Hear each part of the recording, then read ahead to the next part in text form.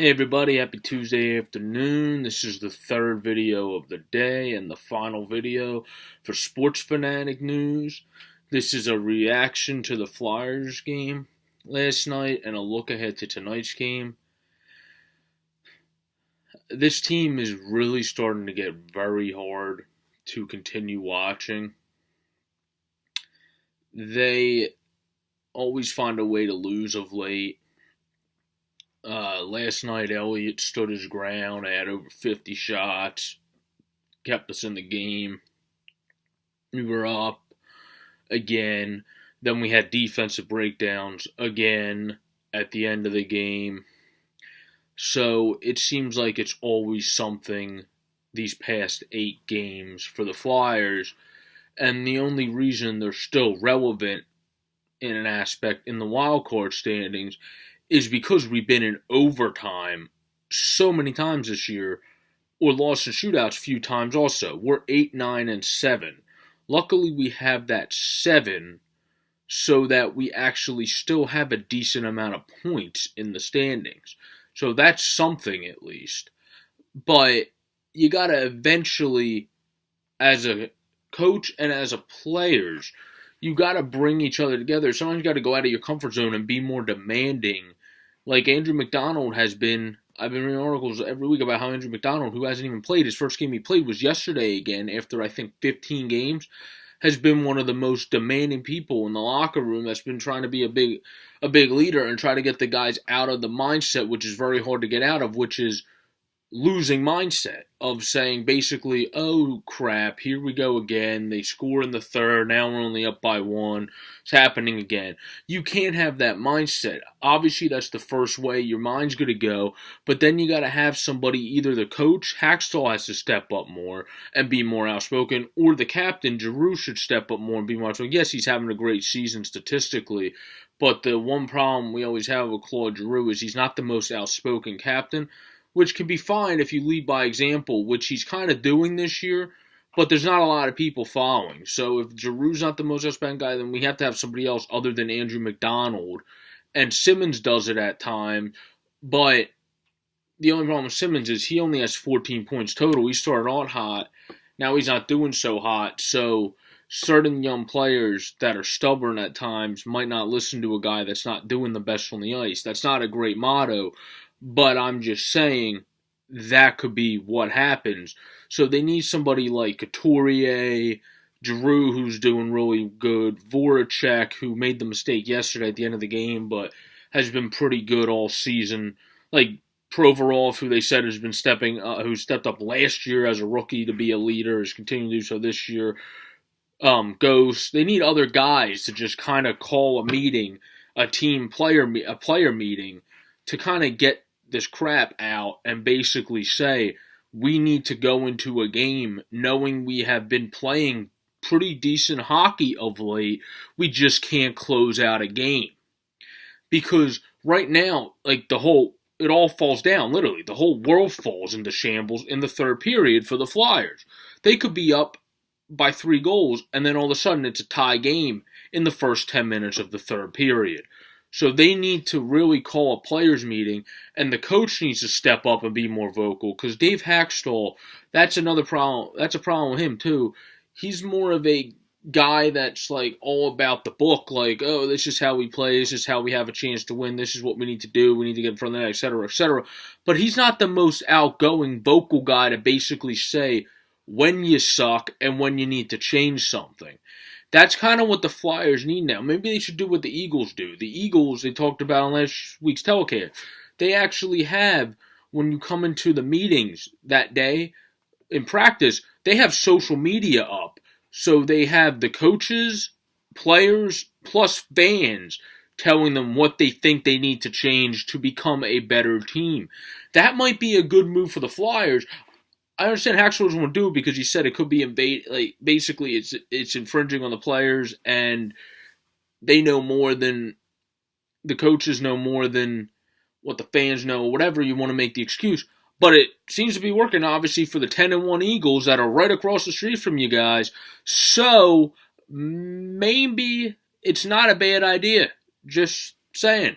The Sixers use social media at times to outline things.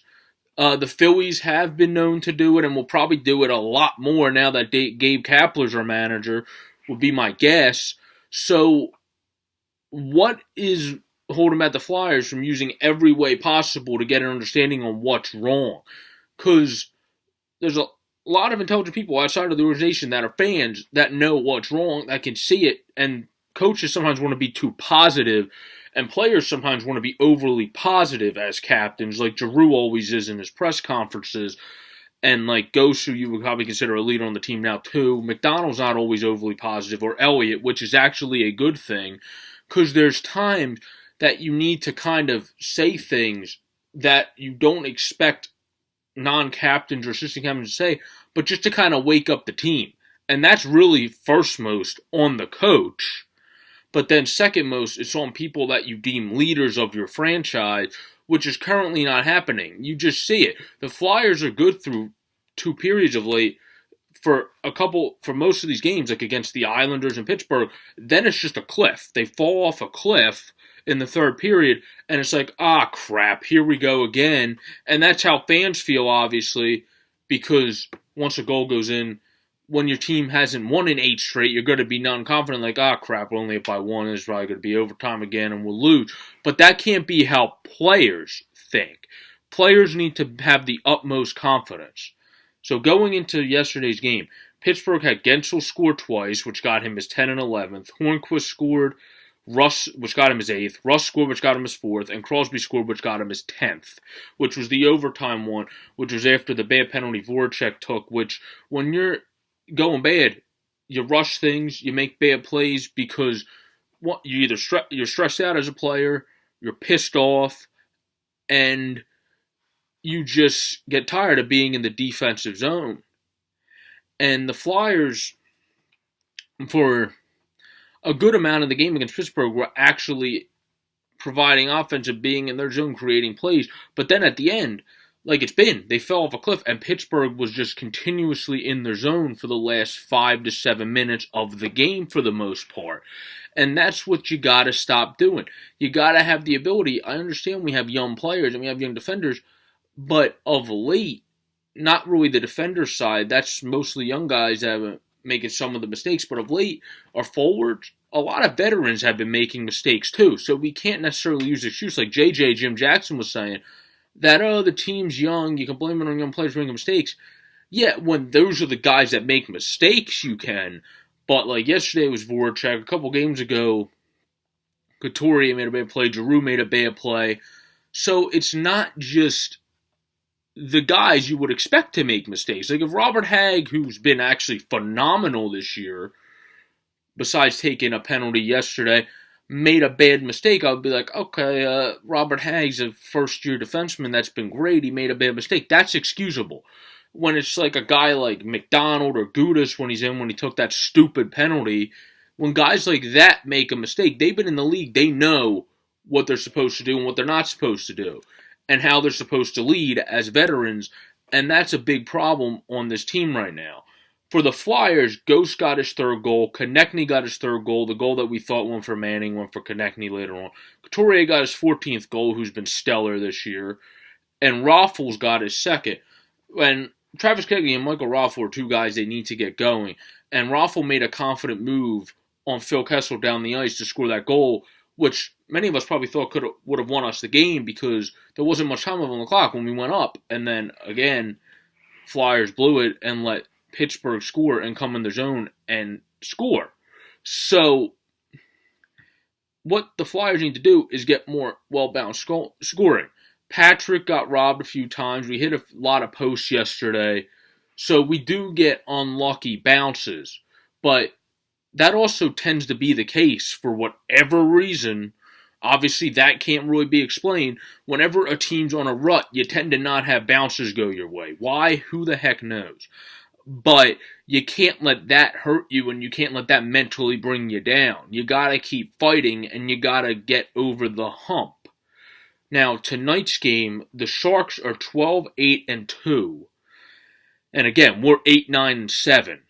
Now, if we can win the game, because hockey has the ties, which give you the 1 point for overtime, we would technically be at 500 again because we'd be 9, 9, and 7. So that's a step going in the right direction. And first of all, a step just to win a game in the first time in a while against a pretty solid Sharks team. The Sharks have very spreaded scoring, which really helps their team because the first 3 guys that are named on the Flyers are all on the first line. So we have Voracek, who they now disperse around lines now, but we're all mainly on the first line this whole season, who has 29 points, 7 goals, 22 assists. Again, he's having a very good season, made a defensive mistake yesterday, and the bad clear. But other than that, Giroux has 27 points with 10 goals and 17 assists. And Giroux back to being pretty productive this year, the Giroux that we would like to see. Again, I would just like him to step up a little bit more and be more vocal as a leader. Couturier has 26 points, 14 goals, 12 assists, who pretty much has been the best player on the team this year because even though he doesn't have the highest point total, just from eyesight, he's been doing the most on the ice. And Cooch is also a great defender on top of having those great offensive numbers now this year. Ghost has 19 points with 3 goals and 16 assists. It'd be nice to have Ghost get more on the scoring table because Provorov, I believe, has 4 or 5 goals. Simmons has 14 points with 7 goals and 7 assists. He's been looking better of late. Maybe playing through that little injury, he's starting to get over it.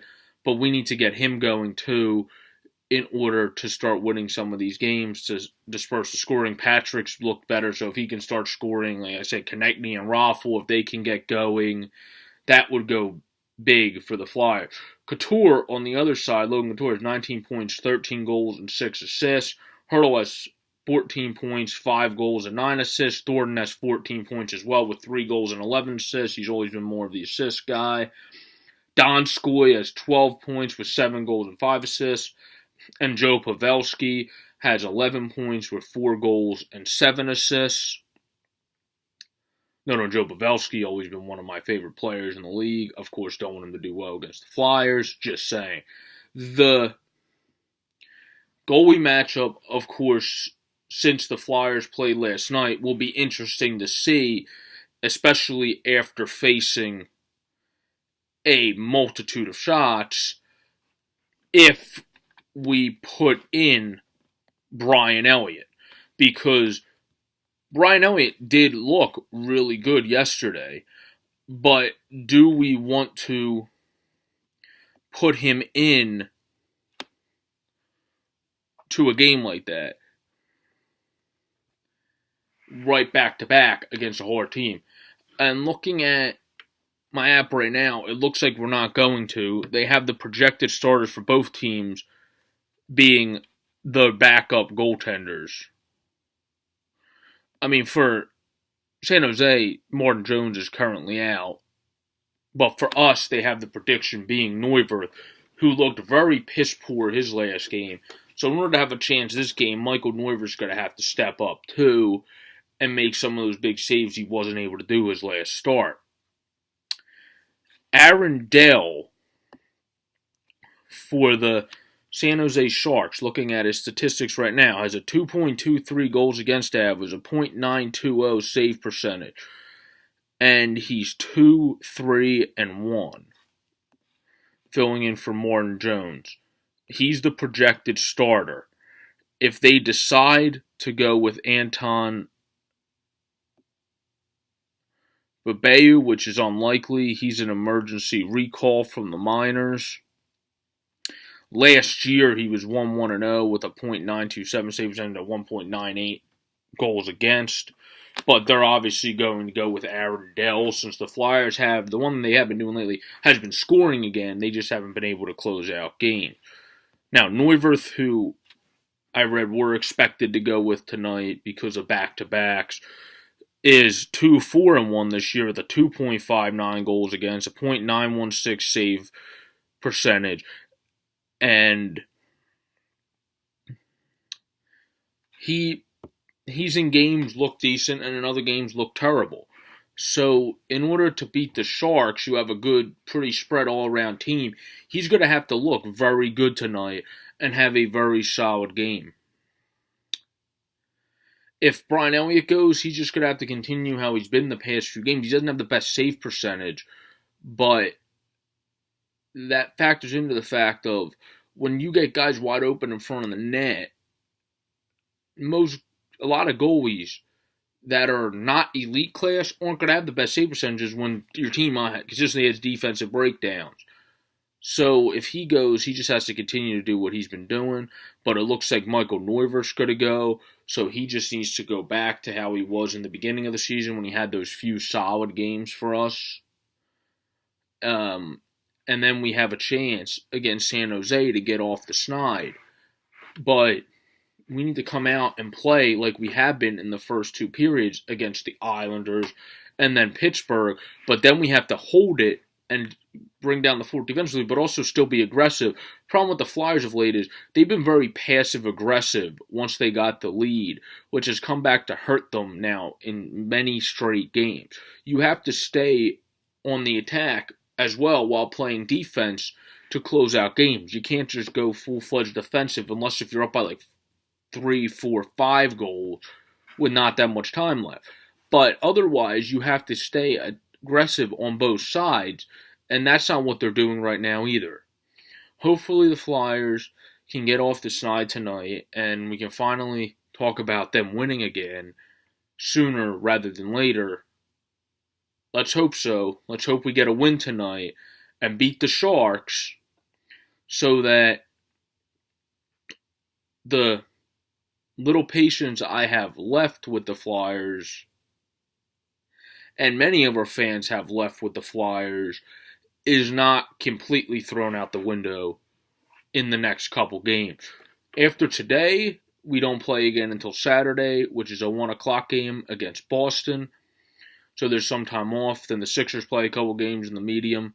So that will be nice to have that time off to regroup and maybe win tonight. You get going by that and build on how you won based on how you didn't the last 8 games.